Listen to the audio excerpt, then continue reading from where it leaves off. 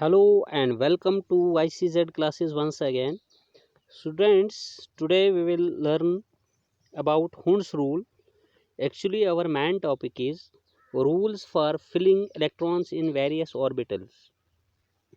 तो बेटा आज हम इसको कंटिन्यू करते हुए rules for filling electrons in various orbitals को कंटिन्यू करते हुए आज के लेक्चर में हुंड्स रूल पढ़ेंगे, या जिसे हम कहते हैं Hund's rule of maximum stability. ठीक है, तो आइए देखते हैं कि Hund's rule of maximum stability या फिर हुंड्स रूल जो है ये आखिर क्या है। तो आप अपनी कॉपी पे और अपना पेन जो अपने साथ में रखा है, आज का टॉपिक लिख दीजिए हुंड्स रूल। ठीक है, या फिर जो मैंने दूसरा नाम इसका बताया Hund's rule of maximum multiplicity, वो भी आप डाल सकते हैं, वो भी आप लिख लीजिए यहाँ पे। तो अब यहाँ से आगे हम जो इसको स्टार्ट करेंगे, क्या क्या बातें बताएंगे आप नोट डाउन कीजिए। This rule was given by, ठीक है, हुंड। इस रूल को दिया किसने है? This rule was given by Hund. Hund या हुंड्स बताएंगे आप, उसने दिया है इस रूल को। अब दूसरी चीज़ आप बताएंगे बेटा स्टेटमेंट। क्या लिखेंगे आप? स्टेटमेंट, कि ये जो हुंड्स रूल है ये कहता क्या है। तो स्टेटमेंट में आप ये लिखेंगे, this rule states that the pairing of electrons in the orbitals, it states that, ऐसे भी आप लिख सकते हैं, it states that pairing of the pairing of electrons, the pairing of electrons in the orbitals, pairing of electrons in the orbitals belonging to the same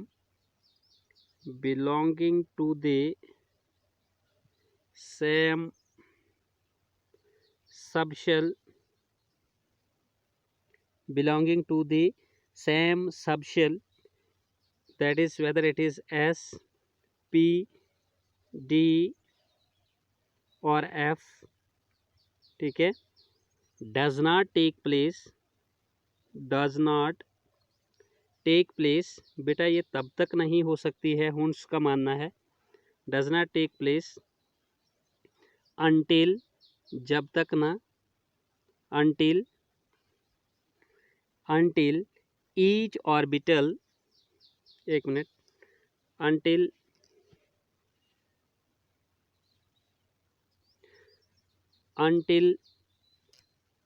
each orbital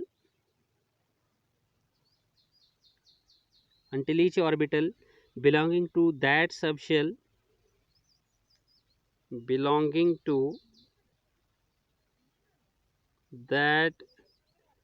subshell is singly occupied। Okay, क्या मतलब है इस statement का बेटा?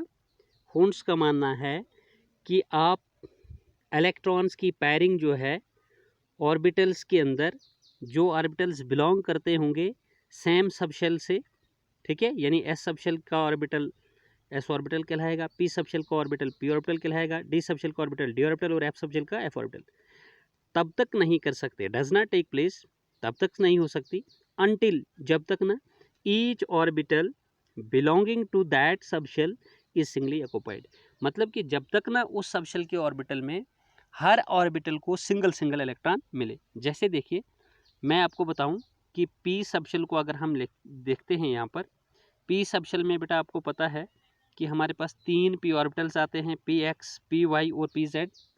मान लीजिए किसी element की इलेक्ट्रॉनिक कन्फिग्रेशन के लिए अगर आपके पास पी ऑर्बिटल्स के इलेक्ट्रॉन लिखने पड़ रहे हैं और वहाँ पे आप लिख रहे हैं इलेक्ट्रॉन्स किसी एलिमेंट के लिए 1 2 लिख रहे हैं, ठीक है, आप ऐसा नहीं कर सकते हैं कि एक ऑर्बिटल को आप विदाउट इलेक्ट्रॉन रखें और आप यहाँ से पैरिंग जो है वो कर लें। ऐसा हुंड्स कहते हैं कि ऐसा नहीं होता है। फिर आप कैसा करेंगे? आप पहले सबसे पहले क्या कीजिए, सिंगल सिंगल इलेक्ट्रॉन, ठीक है, सिंगल सिंगल इलेक्ट्रॉन आप पहले सबको दे दीजिए। समझ आ रही है आपको बात? तो जब हम सिंगल सिंगल इलेक्ट्रॉन सबको दे देंगे तो बेटा फिर आपने इलेक्ट्रॉन की पैरिंग आप कर सकते हैं। यानी यहाँ पे अगर पी सबशेल की बात करें, पहले हमने 3 पी ऑर्बिटल्स को सिंगल सिंगल इलेक्ट्रॉन प्रोवाइड करना है, फिर हम पी सबशेल में इलेक्ट्रॉन की जो पैरिंग है वो चौथे इलेक्ट्रॉन से, इसकी पैरिंग बिगन हो सकती है, शुरू हो सकती है चौथे इलेक्ट्रॉन से। ठीक है बेटा, होप कि आपको ये क्लियर हुआ हो।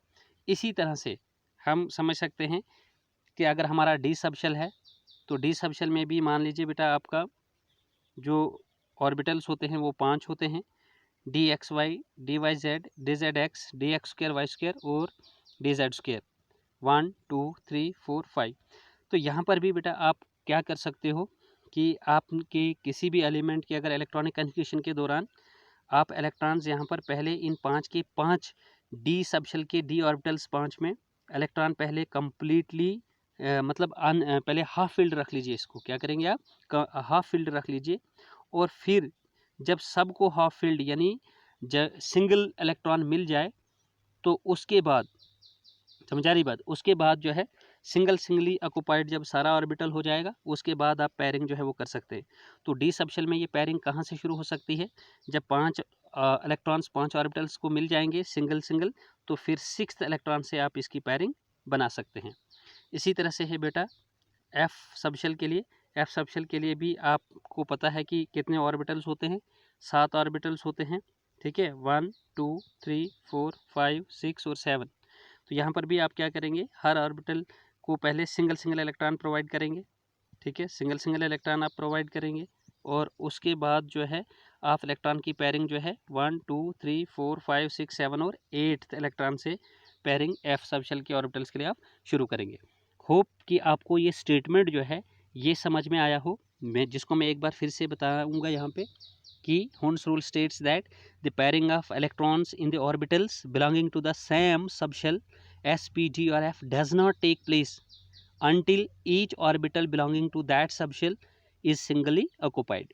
कि तब तक आप पैरिंग नहीं कर सकते हैं जब तक ना उस सबशेल के सारे ऑर्बिटल्स को कम से कम सिंगल इलेक्ट्रॉन मिल जाए। हाँ, सिंगल इलेक्ट्रॉन जब आपके ऑर्बिटल्स को मिल गया उसके बाद आप के एटॉमिक नंबर में अगर इलेक्ट्रॉन्स और हैं आप फिर पैरिंग के लिए उसे इन्हें इस्तेमाल कर सकते हैं। और वो भी किस तरह से कि पी सबशेल में आप पैरिंग चौथे इलेक्ट्रॉन से कर सकते हैं, डी में आप 6th इलेक्ट्रॉन से, और एफ में आप 8th इलेक्ट्रॉन से। ठीक है बेटा, इसके बाद देखिए कि जो मैं आपको बात यहाँ पे बता रहा हूँ, due to this principle P3, अब हुंड्स रूल को हम Hund's rule of maximum multiplicity भी कहते हैं। तो बेटा इट मीन्स कि according to this principle P3 या due to this principle P3 या P6, आपको पता है पी सबशेल में मैक्सिमम 6 इलेक्ट्रॉन लगते हैं, तो लेकिन मैं यहाँ पे बात कर रहा हूँ हाफ फील्ड या completely field electrons in orbitals में। इसी तरह से आप बताओगे सर डी में D5 या D10। इसी तरह से एफ ऑर्बिटल में आप बताएंगे हाफ फील्ड F7 या F14। ठीक है, बोलेंगे सर ये क्या कह रहे हो आप? बेटा मैं ये बता रहा हूँ आपको क्योंकि इस रूल को हम मैक्सिमम मल्टीप्लिसिटी रूल भी कहते हैं, Hund's rule of maximum multiplicity भी बोलते हैं। इसका ये मतलब है कि अगर आपकी एलिमेंट के इलेक्ट्रॉनिक कन्फिग्रेशन के दौरान किसी भी एलिमेंट में ये ऑर्बिटल्स की इलेक्ट्रॉनिक कन्फिग्रेशन कुछ अगर इस तरह से एक्वायर हो रही हो, इस तरह से बन रही हो, तो ये वाली कन्फिग्रेशन जो है उस एलिमेंट को एक्स्ट्रा स्टेबल बना सकती है। ठीक है, ये मानना है हुंड्स का। कि सपोज कीजिए हम आगे एग्जांपल भी लेंगे बेटा कि किस तरह से अगर एलिमेंट के इलेक्ट्रॉनिक कन्फिग्रेशन में ऑर्बिटल्स के अंदर इलेक्ट्रॉन्स इस तरह से अगर रहेंगे तो वो उसको एक्स्ट्रा स्टेबिलिटी कैसे प्रोवाइड कर सकते हैं। फिलहाल आप इसको याद रखिए कि हाफ फील्ड और कम्प्लीटली फील्ड इन ऑर्बिटल्स में अगर इलेक्ट्रॉन्स इस तरह से हैं तो वो एलिमेंट को एक्स्ट्रा स्टेबल कर सकते हैं। उसके बाद आपने लिखना है, याद रखना है कि रीज़न क्या है। ठीक है, what will be the reason for extra stability of atoms. ठीक है, due to which such electronic configuration arises. तो पहला रीज़न आप बताएंगे बेटा इसके लिए। ठीक है, पहला रीज़न आप बताएंगे इस एक्स्ट्रा स्टेबिलिटी के लिए जो हुंड्स कह रहा है, इसका रीज़न पहला है कि नंबर 1 इससे क्या हो जाता है कि हमें सिमेट्रिकल इलेक्ट्रॉनिक कन्फिग्रेशन जो है वो मिलती है, या आप यूं कहिए कि आपको क्या है, यानी हमको यहाँ से क्या मिलता है, सिमेट्रिकल डिस्ट्रीब्यूशन मिलती है। हमको क्या मिलती है, सिमेट्रिकली हम डिस्ट्रीब्यूट कर पाते हैं किनको बेटा, इलेक्ट्रॉन्स को, सिमेट्रिकल डिस्ट्रीब्यूशन ऑफ इलेक्ट्रॉन। दूसरा हम कहते हैं एक्सचेंज एनर्जी, कि इनसे जो है वो क्या हो जाता है, एक्सचेंज एनर्जी। तो थोड़ा दोनों को हम, इन दोनों रीजंस को जो है एक्सप्लेन करते हैं वन बाय वन लेके। तो सबसे पहले मैं यहाँ से थोड़ा सा इनको, हाँ, ये ऊपर करता हूँ। अब आप देखेंगे यहाँ पे बेटा कि पहला हम देखेंगे यहाँ पे जो है सिमेट्रिकल, ठीक है, पहला वाला case symmetrical distribution of electrons. तो सिमेट्रिकल डिस्ट्रीब्यूशन ऑफ इलेक्ट्रॉन्स का मतलब है कि अगर हम इलेक्ट्रॉन्स को जो है एलिमेंट्स के ऑर्बिटल्स में सिमेट्रिकली डिस्ट्रीब्यूट करेंगे, उससे क्या होगा, स्टेबिलिटी ऑफ एटम जो है वो इंक्रीज हो सकती है। ठीक है, यहाँ पे आप लिखेंगे due two symmetrical distribution of electrons, symmetrical distribution of electrons in elements, symmetrical distribution of electrons in elements, the stability of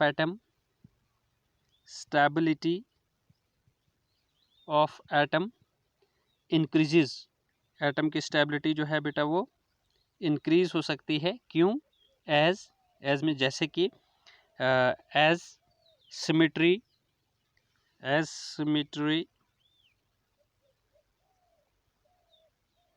leads to stability, ठीक है, ओके। उसके बाद है हमारा नेक्स्ट जो हमने बताया था, एक्सचेंज एनर्जी।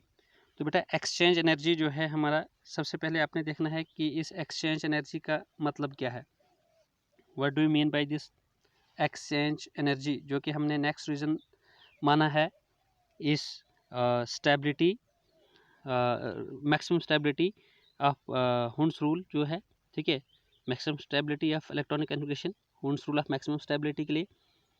तो सबसे पहले हम बताएंगे कि by the term exchange energy we mean shift of electrons from one orbital to another. क्या बता रहे हैं आप एक्सचेंज एनर्जी का मतलब, exchange energy it means shift means transfer, shift of electrons from one orbital to another, लेकिन सबसे important चीज़ है, एक ऑर्बिटल से दूसरे ऑर्बिटल में तो इलेक्ट्रॉन शिफ्ट होगा, अपने आप को ट्रांसफ़र करेगा, लेकिन वो एक ही शेल से बिलोंग करना चाहिए, belonging to another of the same subshell. क्या मतलब हुआ कि वो जो इलेक्ट्रॉन एक ऑर्बिटल से दूसरे ऑर्बिटल में अपने आप को शिफ्ट करेगा, वो एक ही सबशेल के अंदर इलेक्ट्रॉन शिफ्टिंग ऑर्बिटल्स के अंदर होनी चाहिए, ठीक, यानी वो ऑर्बिटल्स सेम सबशेल से बिलोंग करना चाहिए, ठीक है।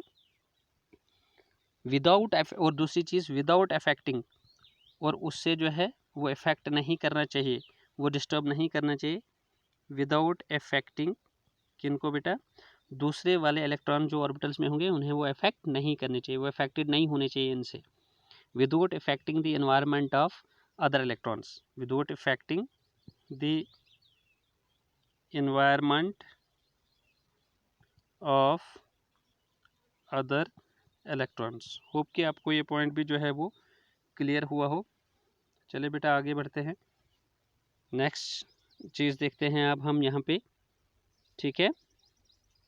अब यहाँ पे थोड़ा सा ध्यान करो आप कि when the electronic configuration of, और यू कैन से, जब हमें इस तरह से इलेक्ट्रॉनिक कन्फिग्रेशन जो है वो हाफ या कम्प्लीटली फील्ड एक्वायर होती है, तो सच एक्सचेंजेस आर मैक्सिमम। समझ आ रही बात आपको, मीन्स आई वांट टू से you that when the electronic configuration is half field or completely filled for any element, then such exchanges are, you can say, maximum, and large amount of energy is then released, okay, and you know, ठीक है, large amount of energy is release for what purpose, to do such exchanges you can say, ठीक है, ऐसे exchange करने के लिए जो है लार्ज अमाउंट ऑफ एनर्जी जो है वो रिलीज होती है, and which leads to the stability of atom finally. Okay, तो let's take an example where the होर्न्स rule of maximum multiplicity is used. For example chromium हम लेते हैं जिसका atomic number Z is equal to जो है बेटा वो 24 है, ठीक है, 24 है, और ये फर्स्ट ट्रांजिशन सीरीज जो डी ब्लॉक एलिमेंट्स होते हैं उनमें फर्स्ट ट्रांजिशन सीरीज है ये सेकेंडियम, ठीक है, टाइटेनियम, वेनेडियम, क्रोमियम, ठीक है, मैग्नीज, आयरन वगैरह आगे, ठीक है, अप टू जिंक 10 एलिमेंट, ये इसको हम फर्स्ट ट्रांजिशन सीरीज कहते हैं। यहाँ पर जो हमने एलिमेंट क्रोमियम लिया बेटा, हम इलेक्ट्रॉनिक कन्फिगरेशन जो हमारा नेक्स्ट टॉपिक रहेगा इसके बाद, हम इलेक्ट्रॉनिक कन्फिगरेशन एलिमेंट की दो तरीक़ों से लिखते हैं। एक लिखते हैं हम कंप्लीट इलेक्ट्रॉनिक कन्फिगरेशन, दूसरा लिखते हैं हम वैलेंस कोर से। किससे लिखते हैं? वैलेंस कोर से इलेक्ट्रॉनिक, मतलब वैलेंस शेल से इलेक्ट्रॉनिक कन्फिगरेशन। तो जब हमारे पास एटॉमिक नंबर थोड़ा बड़ा हो जाता है तो हम प्रेफर करते हैं कि वैलेंस कोर से ही लिखें। वैलेंस कोर मतलब कि हम उस एलिमेंट के, जैसे यहाँ पर मेरे पास क्रोमियम का एटॉमिक नंबर 24 है, मैं यहाँ पर प्रेफर करूँगा कि 24 एटॉमिक नंबर से पहले कौन सी नोबल गैस आती है, तो वो नोबल गैस एलिमेंट आता है मेरे पास आर्गन, उसको हम स्क्वायर ब्रैकेट में यहाँ पे रखते हैं। तो आर्गन का एटॉमिक नंबर 18 है, ये 18 इलेक्ट्रॉन यहाँ से ले जाएगा। 24 इलेक्ट्रॉन यानी 24 एटॉमिक नंबर जो क्रोमियम का है उसमें से 18 इलेक्ट्रॉन ये लेके जाएगा इनर्शियल के। उसके बाद आपको यहाँ पर 6 इलेक्ट्रॉन, क्योंकि 18 और 6 24 हो गया, 24 जो इसका एटॉमिक नंबर है वो एडजस्ट अप करना है। अब यहाँ पर आपको वैलेंस शेल सही होना चाहिए। तो वैलेंस शेल है इसका कुछ इस तरह से 3D और है 4s, 3D और 4s। 3D में आएंगे बेटा अब 4 और 4s में आएंगे आपके पास 2। लेकिन आपको मैं बताता चलूँ कि ये जो कन्फिग्रेशन में लिख रहा हूँ ये है एज पर दी ऑफोबाई प्रिंसिपल। ये किसके मुताबिक है बेटा? ऑफोबाई प्रिंसिपल जो आपने पीछे पढ़ा, ठीक है। लेकिन अब आप हुंड्स रूल के मुताबिक इसको लिखना चाह रहे हैं तो हम यहाँ पर कुछ बात आपको समझा रहे हैं कि ये इलेक्ट्रॉनिक कन्फिग्रेशन क्रोमियम की किस तरह से कुछ और हो जाएगी, जिससे जो मानी जाएगी कि वो एलिमेंट क्रोमियम को एक्स्ट्रा स्टेबल कर सकती है, इसके बरक्स वो इलेक्ट्रॉनिक कन्फिग्रेशन इसको एक्स्ट्रा स्टेबल कर सकती है। लेकिन सबसे पहले मैं आपको यहाँ पे बताऊँ कि डी ब्लॉक एलिमेंट्स के लिए आपने general electronic configuration formula valence shell से, general valence shell electronic configuration formula याद रखना है, जो कि होता है n-1, कॉपी पे लिखिए, D1 to 10, ठीक है, और होता है NS 0 to 2 या 1 to 2 भी आप लिख सकते हैं, 1 to 10 यहाँ पे 0 to 2, ठीक है।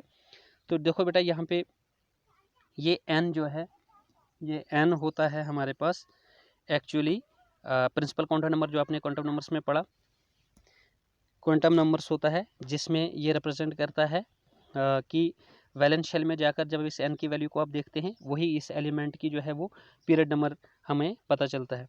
जैसे मैं यहाँ लिखूँगा, आपको पता है कि ये जो एलिमेंट क्रोमियम है ये 4th पीरियड से बेटा बिलोंग करता है। तो हम यहाँ पर n-1 मतलब हम लिखेंगे 4-1 जो कि होगा 3D। 4-1 करेंगे 3 और उसके सामने है D।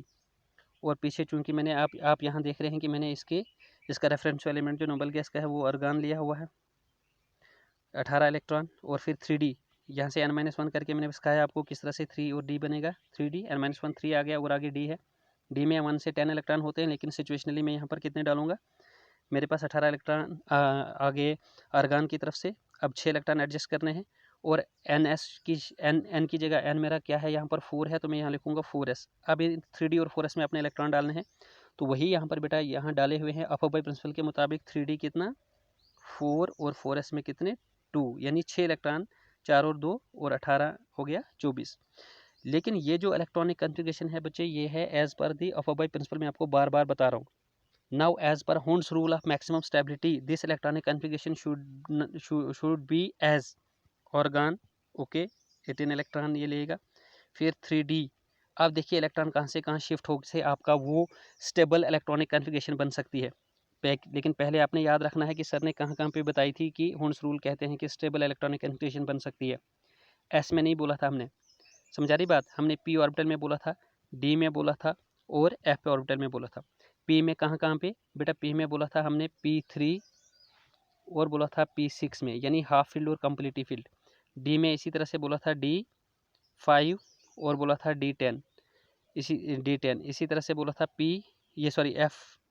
F7 और F14 यानी हाफ फिल्ड और कम्प्लीटली फिल्ड। ठीक है, तो यहाँ पे P, D और F में कौन सा ऑर्बिटल इन्वॉल्व हो रहा है? D ऑर्बिटल हो रहा है। तो कैसे शिफ्ट होगा ज़रा ध्यान करना। ये जो अफोबाई प्रिंसिपल की इलेक्ट्रॉनिक कन्फिग्रेशन है, यहाँ से आप 4s से इलेक्ट्रॉन क्या हो जाएगा? शिफ्ट हो जाएगा 3D की ओर। कितना इलेक्ट्रॉन? वो भी एक, क्योंकि यहाँ पर कौन सा स्टेबल कन्फिग्रेशन बनने के चांसेस हैं? 3D 4 में 10 तो दूर है, इसके लिए 3D 5, 4s में एक इलेक्ट्रॉन इधर आएगा ना, ये बनेगा 3D 5 हो जाएगा। और 4s में बदले में कितना रहेगा? 4s में 2 के बजाय 1 रहेगा। तो ये आर्गन 3D 5 4s1 जो इलेक्ट्रॉनिक कन्फिग्रेशन है, यही है actual configuration of element chromium, जो कि है एक स्टेबल इलेक्ट्रॉनिक कन्फिग्रेशन। ठीक है, लेकिन है ये एज पर हुंड्स रूल या Hund's rule of maximum stability. लेकिन सबसे इंपॉर्टेंट चीज़ यहाँ पर देखने को ये मिल रही है कि ये जो इलेक्ट्रॉनिक कन्फिग्रेशन क्रोमियम की आ रही है, ठीक है, ये हुंड्स रूल के मुताबिक है। और नेक्स्ट एग्जांपल आप इसी सीरीज़ में देख सकते हैं कि जब आप यहाँ पर लेंगे एलिमेंट कॉपर, ठीक है, कॉपर का जो एटॉमिक नंबर होगा वो होगा आपके पास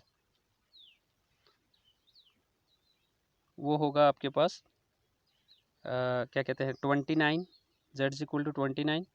और इसके लिए जो आपकी इलेक्ट्रॉनिक कन्फिग्रेशन आएगी, पहले आप लिखेंगे अफोबाई प्रिंसिपल के मुताबिक, वो आएगी आर्गन, ठीक है, आर्गन और 3D इनके लिए वर्क करेगा आप पूरी सीरीज़ के लिए 3D। और यहाँ पर लिखेंगे आप 9, 3D9 और 4s लिखेंगे आप, कितना लिखेंगे, कितना करना है आपने पूरा यहाँ पर, पूरा करना है आपने यहाँ पर 4s2 लिखेंगे आप 29, 18 ये हो गया आपके पास आर्गन। 2 हो गए आपके S में, कितने हो गए 20, और 9 हो गए आपके, ये कितने हो गए 29 यानी 29। लेकिन ये है एज पर अफोबाई रूल या अफोबाई प्रिंसिपल। अगर आप हुंड्स रूल के मुताबिक बताएंगे बेटा, देखो ये क्या हो जाएगा, आर्गन किसकी कन्फिग्रेशन बता रहे हो, लेकिन कॉपर की, कितनी हो जाएगी आर्गन 18 इलेक्ट्रॉन। 3D देखो शिफ्ट ऑफ इलेक्ट्रॉन कहाँ से होगा, फिर से 4s से अगर एक इलेक्ट्रॉन हम यहाँ शिफ्ट कर दें तो ये 3D में क्या पॉसिबिलिटी बन सकती है, 3D 10 हो जाएगा। और 4s में कितना इलेक्ट्रॉन रहेगा 1, ठीक है। लेकिन 3D तो स्टेबल हो गया ना, वो स्टेबिलिटी वाला रूल तो यहाँ पे बन रहा है ना, पॉसिबिलिटी बना रही है डी ऑर्बिटल की कंप्लीट फील्ड में, तो 3D 10 हो गया। तो ये ज़्यादा स्टेबल इलेक्ट्रॉनिक कन्फिग्रेशन है इसके बरक्स। तो जब आप देखेंगे पीरियोडिक टेबल के अंदर, ठीक है, इस तरह की इलेक्ट्रॉनिक कन्फिग्रेशंस, इनको हम कहते हैं, इस तरह की इलेक्ट्रॉनिक कन्फिग्रेशंस जब हमको देखने को मिलती हैं बेटा, तो हम इन्हें कहते हैं एक्सेप्शनल इलेक्ट्रॉनिक कन्फिग्रेशंस। क्या कहते हैं हम इन्हें? एक्सेप्शनल इलेक्ट्रॉनिक कन्फिग्रेशंस कहते हैं। तो यहाँ पे होप कि आपको ये जो चीज़ मैंने बताई ये क्लियर हुई हो।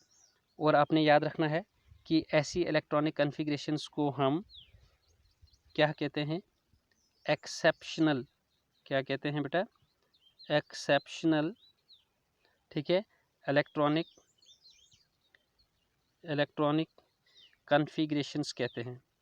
लेकिन एक्सेप्शनल हम इनको इस वजह से कह रहे हैं कि ये सारे एलिमेंट्स में इस तरह की पॉसिबिलिटी मैक्सिमम स्टेबिलिटी की नहीं बनती है, कुछ कुछ एलिमेंट्स में ही बनती है, ठीक है। तो हम इसलिए इन्हें एक्सेप्शनल या एनॉमलस इलेक्ट्रॉनिक कन्फिग्रेशन भी कहते हैं। आप इन्हें एनॉमलस कन्फिग्रेशन भी बोल सकते हैं, ठीक है। एनॉमलस मतलब समवट डेविएटेड फ्रॉम स्टैंडर्ड, कि अफोबाई प्रिंसिपल कुछ और कह रहा था लेकिन उससे वो इलेक्ट्रॉनिक कन्फिग्रेशन डेविएट हो रही है, और हुंड्स रूल के मुताबिक वो कुछ इस तरह से बन रही है, जैसे मैंने आपको ये दो एलिमेंट्स क्रोमियम और कॉपर के लिए समझाई। तो चलिए इसके बाद जो है हम लास्ट टॉपिक इसका आज ले लेते हैं, जो कि है इलेक्ट्रॉनिक कन्फिग्रेशन, ठीक है बेटा। तो चलिए इलेक्ट्रॉनिक कन्फिग्रेशन ऑफ एलिमेंट्स आप अपनी कॉपी पे लिख लीजिए। Electronic configuration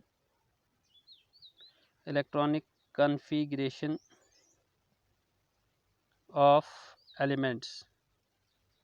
so far as this topic is concern, मैंने पहले ही बताया आपको, we can write electronic configuration of any element in two ways.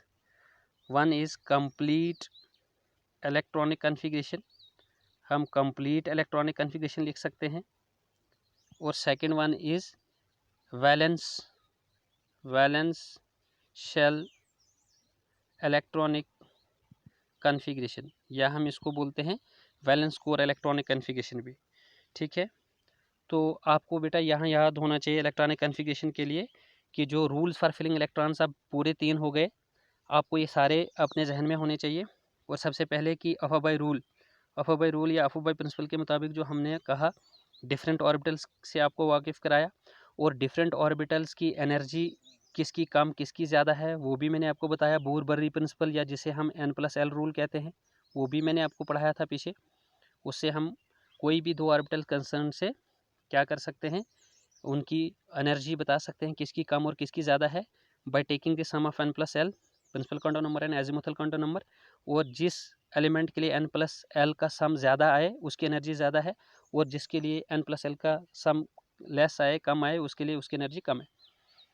तो वहाँ पर मैंने एक स्पाइरल डायग्राम से आपको बताया था इन वेरियस ऑर्बिटल्स का इंक्रीजिंग ऑर्डर में बताया था मैंने, याद रखने के लिए, कि हमारे पास सबसे लोवेस्ट एनर्जी ऑर्बिटल 1s है, उससे हायर एनर्जी ऑर्बिटल 2s है, फिर उससे हायर एनर्जी जो है वो 2p है, फिर इससे हायर एनर्जी जो है वो 3s है, फिर 3p है। ठीक है, कुछ इसी तरह से बताया था, वो आपने याद रखना है। और अगर ये आपको याद है तो तभी जाकर आप एलिमेंट की इलेक्ट्रॉनिक कॉन्फ़िगरेशन जो है वो लिख सकते हैं। और दूसरी चीज़ आपको याद होना चाहिए एलिमेंट का एटॉमिक नंबर। तो बेटा यहाँ पर आप लिखिए एलिमेंट, यहाँ पे नेक्स्ट कॉलम में आप लिखिए इसका एटॉमिक नंबर। ठीक है, यहाँ पे एलिमेंट विद सिंबल लिख लीजिए। ठीक है, एलिमेंट का हम सिंबल लिखते हैं, यहाँ पर लिखेंगे आप इसका एटॉमिक नंबर। ठीक है, एटॉमिक नंबर को हम Z से लिखते हैं। यहाँ पर आप लिख लीजिए इसका क्या कहते हैं, ये जी ये सिंबल, जी चलिए सिंबल है तो हमने लिख लिया। यहाँ पे अब आप सीधा ये फिर लिख लीजिए इलेक्ट्रॉनिक कॉन्फ़िगरेशन, क्या लिखेंगे, हाँ इनकेस अगर आप यहाँ नेम लिखते हैं फिर एटॉमिक नंबर लिखते हैं, फिर आप लिख लीजिए सिंबल भी। लेकिन जब मैंने सिंबल से इसको लिख दिया तो अब हम यहाँ पर क्या लिखेंगे, इलेक्ट्रॉनिक कॉन्फ़िगरेशन डायरेक्टली, क्या लिखेंगे, इलेक्ट्रॉनिक कॉन्फ़िगरेशन। ठीक है बेटा, तो इलेक्ट्रॉनिक कॉन्फ़िगरेशन के लिए अब आप थोड़ा सा एग्जांपल लेंगे। चलिए, अगर आपने हाइड्रोजन लिया है तो हाइड्रोजन का एटॉमिक नंबर कितना है, 1 है। इसका कॉन्फ़िगरेशन क्या बनेगा, आप लिखेंगे 1s1, क्योंकि सबसे लोवेस्ट एनर्जी ऑर्बिटल 1s है ना, तो 1s को लिख लीजिए और उसके ऊपर आप ये न्यूमेरिक वैल्यू में बता दीजिए यही इलेक्ट्रॉन नंबर है 1s1, क्योंकि हाइड्रोजन का एटॉमिक नंबर 1 है, एक इलेक्ट्रॉन इसके अंदर है। उसके बाद है आपका हीलियम, इसका एटॉमिक नंबर कितना है, 2, आप लिखेंगे 1s2। अब आप बताएंगे सर इधर ऊपर आपने 1s1 लिखा, हाँ तो क्योंकि रिक्वायरमेंट मेरा उतना ही था, मेरे हाइड्रोजन में एक ही इलेक्ट्रॉन था, मैंने लिख दिया। और एस ऑर्बिटल में जो है मैक्सिमम इलेक्ट्रॉन मैंने बताया है पहले आपको, वो कितने लगते हैं, 2। यहाँ पर मैंने हीलियम में 2 इलेक्ट्रॉन दिखाने थे, मैंने 1s2 में दिखा दिया। इसके बाद है आपके पास लिथियम, लिथियम का एटॉमिक नंबर है आपका 3, तो आप लिखेंगे 1s2। उसके बाद कौन सा हायर एनर्जी ऑर्बिटल होता है, 2s, 1s के बाद 2s आता है। 1s में 2 इलेक्ट्रॉन भर दिए, ऐसा थोड़ी करेंगे आप 1s3, 1s3 नहीं होता है। एस ऑर्बिटल चाहे 1s हो, 2s हो, 3s हो, उसमें 2 ही इलेक्ट्रॉन मैक्सिमम आप डाल सकते हैं। तो 1s2 और 2s आपने क्या कर दिया 1, तो 2 और 1 कितना हो गया 3, जो कि इसका एटॉमिक नंबर था। ठीक है, चलिए आगे बढ़ते हैं। इसी तरह से आप लिखेंगे, इसको आगे करते हुए, इसको आगे कंटिन्यू करते हुए अब आप लिखेंगे। ठीक है, यहाँ पे आप लिखेंगे, यहाँ पे लिखेंगे आप लिथियम के बाद बेरिलियम, बेरिलियम में जो है एटॉमिक नंबर आप 4 लिखेंगे। यहाँ पर लिखेंगे आप 1s2 और 2s में कितना लिखेंगे आप 2। ठीक है, 2 और 2 4, वही एटॉमिक नंबर है आपका। चलिए, उसके बाद है आपका बोरान, वो एटॉमिक नंबर 5 हो गया आपका, आप लिखेंगे 1s2, 2s2, 2 2 4, और 2s के बाद कौन सा हायर एनर्जी ऑर्बिटल आता है, 2p, और उसमें 6 इलेक्ट्रॉन लगते हैं p में। लेकिन हम यहाँ सिचुएशन के मुताबिक अभी कितना कम है हमको, 2 और 2 4 हम डाल गए, 1 इलेक्ट्रॉन कम है, 2p1 लिखेंगे। ठीक है, 2 2 4 और 1 5। उसके बाद है आपका एलिमेंट कार्बन, उसका एटॉमिक नंबर है आपके पास 6, आप लिखेंगे 1s2, 2s2 और 2p लिखेंगे 1 के बजाय 2, यानी यहाँ पे आपने चेंज की, देखो इस फार्मूले और इस कन्फिग्रेशन और इस कन्फिग्रेशन में लिखिए। यहाँ एटॉमिक नंबर 5 था, 2p1 लिखा। यहाँ पर आपके पास क्या है, एटॉमिक नंबर 6 है, यहाँ पे आपने 2p2 लिखा। 1s2 2s2 सेम ऐसे जैसे यहाँ था, लेकिन 2p में यहाँ 1 यहाँ 2 लिख दिया। 2 2 4 और 2 6। इसी तरह से नाइट्रोजन के लिए लिखेंगे, एटॉमिक नंबर 7 है, इसका लिखेंगे 1s2 2s2, फिर से लिखेंगे 2s2, और फिर लिखेंगे आप 2p। कितने इलेक्ट्रॉन लग सकते हैं p में, 6। अभी हमारे पास गुंजाइश है, हम 2 के बजाय आप 2p3 लिखेंगे। तो देखो पूरा करो, 2 2 4 और 3 7, यही इसका एटॉमिक नंबर था। चलो और आगे बढ़ो। ऑक्सीजन एटॉमिक नंबर 8, आप लिखेंगे 1s2 2s2 2p, क्या लिखेंगे आप 4। 2 2 4 और 4 8, ठीक है। लेकिन आपको मैं बताता चलूँ कि ये जो आप इलेक्ट्रॉनिक कन्फिग्रेशन लिख रहे हैं, इसे हम कहते हैं कंप्लीट इलेक्ट्रॉनिक कन्फिग्रेशन। क्या कहेंगे हम इसको, कंप्लीट आप कहेंगे इसको इलेक्ट्रॉनिक कन्फिग्रेशन, ठीक है। आप इसको बेटा कहेंगे कंप्लीट इलेक्ट्रॉनिक कन्फिग्रेशन फार्मूला। लेकिन चूंकि मैंने आपको बताया था noble gas electronic configuration formula या वैलेंस कोर्स है या वैलेंशियल इलेक्ट्रॉनिक कन्फिग्रेशन, वो क्या लिखेंगे। लेकिन वो हाइड्रोजन के लिए वर्क नहीं करेगा, वो आपके हीलियम के लिए वर्क नहीं करेगा, ठीक है। क्यों, क्योंकि आपकी नोबल गैसेस जो हैं वो हीलियम से शुरू होती हैं। हीलियम है, नियॉन है, ऑर्गॉन है, क्रिप्टन है, जिनॉन है और रेडॉन है, ठीक है। उसके बाद ऑर्गेनिसन का अभी इन्वेस्टिगेशन ही चल रहा है, ठीक है, नोबल गैसेस का। तो ये आप याद रख लीजिए। तो हाइड्रोजन हीलियम छोड़िए, लिथियम के लिए आप शुरू कीजिए। लिथियम का एटॉमिक नंबर कितना था बेटा, Z=3 था। इसकी इलेक्ट्रॉनिक कन्फिग्रेशन आप लिखेंगे 3 एटॉमिक नंबर है ना, तो आप हीलियम यहाँ यूज़ कर सकते हैं एज अ रेफरेंस। हीलियम कितने इलेक्ट्रॉन ले जाएगा, 2, फिर बच गया आपका 1। लेकिन अब यहाँ पर आपको पता होना चाहिए कि इसकी n प्रिंसिपल क्वांटम नंबर यानी वैलेंस शेल से पता होना चाहिए कि वैलेंस शेल में प्रिंसिपल क्वांटम नंबर का वैल्यू क्या रहा है, जो कि आपको इसका पीरियड नंबर देगा। तो वो आपको कंप्लीट कन्फिग्रेशन 1s2 2s1, तो इसका मतलब इसका पीरियड नंबर कितना है, 2। तो हीलियम में 2 इलेक्ट्रॉन ले लिए और अब 1 इलेक्ट्रॉन दिखाना है, वो आप दिखाएंगे 2s1। इस तरह से 2 और 1 3, समझ आ गए। इसी तरह से है बेरिलियम। बेरिलियम में आप एटॉमिक नंबर कितना था आपका, वहाँ पे था आपका Z=4। तो आप यहाँ फिर से हीलियम लिखेंगे, 4 एटॉमिक नंबर से पीछे फिर हीलियम नोबल गैस आएगी। उस एलिमेंट के एटॉमिक नंबर से पीछे आपने देखना है कि कौन सी नोबल गैस है, तो वो बेरिलियम है, ठीक है ना। जिसका एटॉमिक नंबर, बेरिलियम नहीं सॉरी हीलियम, जिसका एटॉमिक नंबर 2 है। तो हीलियम ने 2 इलेक्ट्रॉन ले लिए। अभी आपने दिखाना है 2 और, कि 4 पूरा करना है ना। तो हीलियम ने 2 ले लिए 1s2 वाले, तो फिर उसके बाद कौन से वाले बच गए, 2s वाले, तो 2s में 2 इस तरह से दिखाएंगे। यानी हीलियम जो भी नोबल गैस आप लिखेंगे उसके बाद आपने क्या लिखना है, वैलेंस शेल के इलेक्ट्रॉन, ठीक है। तो नोबल गैस कौन से वाले इलेक्ट्रॉन ले लेती है, नोबल गैस रेफरेंस एलिमेंट आपका इनर शेल के इलेक्ट्रॉन उस एलिमेंट के एक्वायर करती है। उसके बाद आप लिखेंगे इसी तरह से, मान लीजिए बोरान। तो बोरान के लिए आप क्या लिखेंगे, बोरान एटॉमिक नंबर 5, 5 से पीछे अगर आप देखेंगे फिर से हीलियम ही आपकी आएगी, ठीक है। क्योंकि नेक्स्ट आपकी नियॉन है, उसका एटॉमिक नंबर 10 है, वो अभी इससे दूर है। तो हीलियम ने 2 इलेक्ट्रॉन ले लिए। उसके बाद इसका जो वैलेंस शेल है वो क्या रहेगा, तो ज़रा देखिए 1s2 2s 2p, इस तरह से बताया था मैंने। या फिर आपने याद रखना है ज़बानी कि इसका पीरियड नंबर ये किस पीरियड से बिलोंग कर रहा है, ठीक है। तो 2s ये सेकंड पीरियड से बिलोंग करता है। जैसे आप बोरान के लिए या किसी भी एलिमेंट के लिए क्लास 10 के इलेक्ट्रॉनिक कन्फिग्रेशन शेल वाइज यानी KL वगैरह करके लिखते थे। यानी बोरान की बात करें तो बोरान का एटॉमिक नंबर जो कि 5 है, आप लिखते थे यहाँ पर K शेल में 2, L शेल में 3।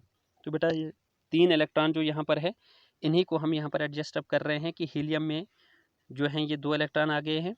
अब ये L शेल में जो है K शेल के 2 इलेक्ट्रॉन तो हीलियम ने ले लिए यहाँ पर रेफरेंस में, और L शेल के 3 इलेक्ट्रॉन जो है उसके लिए हम लिख रहे हैं 2s वाले ऑर्बिटल में 2 इलेक्ट्रॉन 3 में से गए, अब 1 इलेक्ट्रॉन बचा, उसको आप कहाँ पे डालते हैं, 2p1। तो इस तरह से ये 3 इलेक्ट्रॉन हम यहाँ पर एडजस्ट अप करते हैं, 2 और 1 3, समझ आ रही बात। तो टोटल हो गया हीलियम के 2, 2s में 2 4 और 2p में 1 5, तो 5 इसका एटॉमिक नंबर था, ठीक है। इसी तरह से आप आगे बढ़ सकते हैं, और आगे आप बोरान के बाद जो है वो कार्बन के लिए आप ले सकते हैं। कार्बन का एटॉमिक नंबर जो है वो कितना है, 6 है। तो आप लेंगे यहाँ पर फिर से बेटा कौन सा, हीलियम ही लेंगे, ठीक है। तो हीलियम का 2 इलेक्ट्रॉन, फिर आपके 2s में 2, फिर 2p में कितने, देखो 2 इलेक्ट्रॉन ले लिए हीलियम ने, 2 आगे 2s में हो गए 4, एटॉमिक नंबर है 6, तो 2p में कितने इलेक्ट्रॉन डालोगे, 2 डालोगे। और अगर आप Kl करके देखोगे ना, तो K शेल में कितने इलेक्ट्रॉन आते हैं, 2, L शेल में कितने आते हैं, 4। देखो K शेल वाले 2 इलेक्ट्रॉन जो है वो आपके हीलियम ने ले लिए। उसके बाद आगे बेटा आपके, यानी जिनको हम 1s2 भी बोलेंगे, और यहाँ पर 4 इलेक्ट्रॉन जो हैं आपके वो यहाँ इस तरह से हैं, ठीक है। 2s में 2 और 2p में 2, 2 और 2 हो गया 4, ठीक है। होप कि आपको ये क्लियर हुआ हो। इसी तरह से अब आप एलिमेंट्स का नोबल गैस कन्फिगरेशन जो है बेटा इस तरह से लिख सकते हैं। समझ आ रही बात आपको? या मान लीजिए मैं थोड़ा सा अब नियान के लिए बताऊंगा। नियान का एटॉमिक नंबर जो है वो है आपका एक्चुअली 10। तो इवन कि नियान के लिए भी आप हीलियम लेंगे। नियान खुद भी एक नोबल गैस है, लेकिन उस नोबल गैस से पीछे जो नोबल गैस आती है वो हीलियम आती है। तो आप यहाँ पर हीलियम लेंगे, ठीक है। तो उसके बाद लिखेंगे आप 2s और 2p। तो हीलियम ने कितने ले लिए, 2, 2s में कितने डालोगे, 2, और 2p में कितने डालोगे आप, 2 और 2 4, और 2p में डालोगे पूरे 6 के 6, क्योंकि p में 6 इलेक्ट्रॉन की मैक्सिमम इलेक्ट्रॉन होल्डिंग कैपेसिटी होती है, वो 6 के 6 यहाँ पे लगेंगे, यूटिलाइज होंगे ये, क्योंकि 10 इलेक्ट्रॉन आपने पूरे करने हैं, 10 एटॉमिक नंबर है यहाँ पर नियॉन का, ठीक है। z is equal to 10 here. तो यहाँ पर आप करेंगे बेटा कितना, आप लिखेंगे यहाँ पे 1s हीलियम, यानी Kl की बात करें, यहाँ पर K और L शेल, K में आपके यहाँ पर कितने हैं, 2 इलेक्ट्रॉन, और L शेल में जो है वो आपके कितने हैं, 8 इलेक्ट्रॉन है। कितने हैं, 8 इलेक्ट्रॉन। तो 2 इधर, और वो 8 इलेक्ट्रॉन आपके 2s में 2 और 2p में 6 इलेक्ट्रॉन, इस तरह से, ठीक है। ये 2 इधर, जिन 2 को आप अगर कंप्लीट कन्फिगरेशन लिखते तो 1s2 लिखते आप, तो उन 1s2 के बजाय आपने यहाँ रेफरेंस हीलियम डाला हुआ, हीलियम के 2 इलेक्ट्रॉन इस तरह से यहाँ पे एडजस्ट अप हो सकते हैं। तो चलिए, होप कि आपको ये क्लियर हुआ हो। आगे बढ़ते हैं। आगे अब बेटा जो सपोज़ कीजिए ऐसे एलिमेंट जिनके लिए नियॉन जो है वो रेफरेंस बने, तो वो नियॉन 10 एटॉमिक नंबर से ऊपर ही बनेगा ना। जैसे मान लीजिए आप बताएंगे सर सोडियम के लिए बता दीजिए, बेटा सोडियम का एटॉमिक नंबर कितना है, 11। अब आप बताएंगे 11 एटॉमिक नंबर से पीछे कौन सी नोबल गैस है जी, वो है आपकी नियॉन। तो नियॉन यहाँ पर रेफरेंस बन गई, ठीक है, reference element noble gas element. तो उसके बाद आपने ले लिया इसका, सबसे पहली चीज़ है आपने कि यहाँ पर देखना है इसका ये क्या है, पीरियड नंबर क्या है इसका, ठीक है। तो आप यहाँ पर करेंगे 1s2, 2s2, 2p6, ठीक है, और 3s, कुछ इस तरह से। आप देखेंगे ये तीसरे पीरियड से बिलोंग करता है, लेकिन यहाँ पर आपने लिखना, आपको लिखना पड़ेगा ये देखो देखो देखो देखो, यहाँ पर आप ये नहीं लिखेंगे, 1 मिनट इसको इरेज करो। देखो बेटा एटॉमिक नंबर है टोटल 11, कितना है टोटल एटॉमिक नंबर आपका, 11 है। यहाँ पर नियॉन ने कितने इलेक्ट्रॉन ले लिए आपके 10, ठीक है। अब कितना बच गया, 1, वो आप लिखेंगे वैलेंस शेल, वैलेंस शेल है इसका 3s, तो 3s में लिखेंगे आप 1। समझ आ रही बात, 10 और 1 11, समझ आ रही बात, इस तरह से हो गया। आप देखिए हम ऐसी आप ही लिखेंगे आर्गान जिनका रेफरेंस बने, ठीक है। तो जैसे आप लोगे कैल्शियम, कैल्शियम का एटॉमिक नंबर कितना है, आप लिखेंगे sir z is equal to 20, z is equal to बेटा कितना होता है इसका, 20 होता है।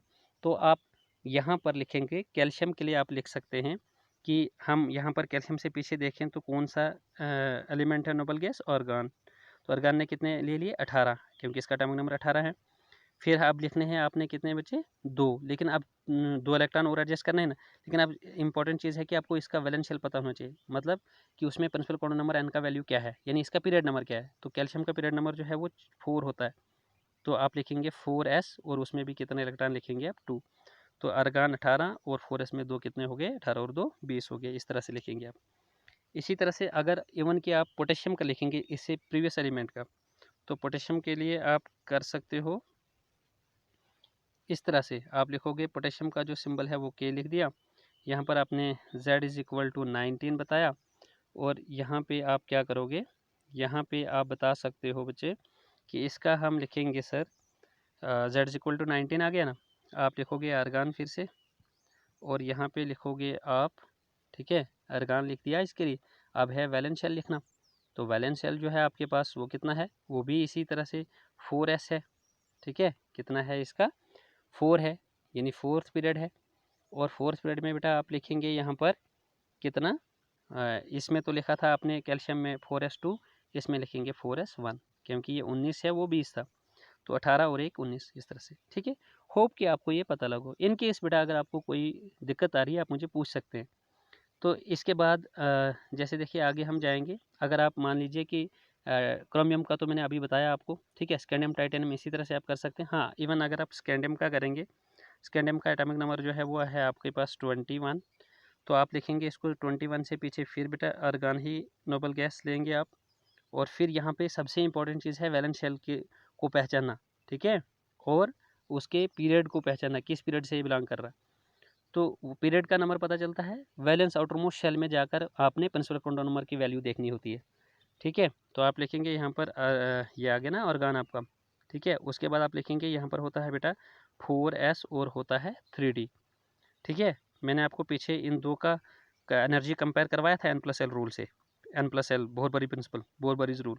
तो हमें निकला था 4s lower energy, 3d higher energy, ठीक है। तो हम लिखेंगे यहाँ पर 4s, और आपको पता है s में कितने इलेक्ट्रॉन लगते हैं, 2। आप लिखेंगे 4s2।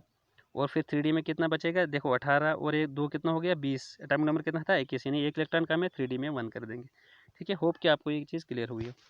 तो बेटा आज हम इतना ही पढ़ेंगे, ठीक है। और ये हमारा इस तरह से जो है 2 चैप्टर सब आपके पूरे कंप्लीट हो गए हैं। कोई भी दिक्कत अगर आपको है आप मुझे कमेंट करके बोल सकते हैं। और एक चीज़ मैं आपको लास्टली बताना चाहूँगा कि अगर आप मेरे चैनल पे नए हैं, आप इस चैनल को सब्सक्राइब कीजिए, लाइक कीजिए और ज़्यादा से ज़्यादा शेयर कीजिए, लेकिन सब्सक्राइब ज़रूर कीजिए प्लीज़, ठीक है। कोई भी डाउट है, कोई भी क्वेश्चन है आपका, आप मुझे कमेंट करके बता सकते हैं। मैं हर वक्त आपके क्वेश्चन का आंसर देने के लिए हाजिर हूँ, ठीक है। तो ठीक है बेटा, good bye, take care, stay fit and stay safe.